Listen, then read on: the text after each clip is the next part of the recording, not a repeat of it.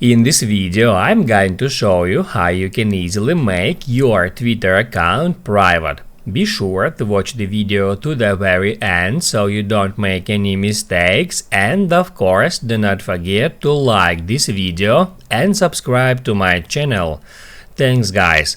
So let's get started, and first off, open up Twitter app, then hit at your profile picture, then settings and support, then settings and privacy, and then privacy and safety. You will be taken to this page where you should tap at audience and tagging, and that's where you can easily find protect your tweets feature. If that's feature turned on, Twitter will only show your tweets to people who follow you. So in order to make your Twitter account private, just enable this feature. Just keep in mind that as long as this feature turned on, you'll need to approve each new follower.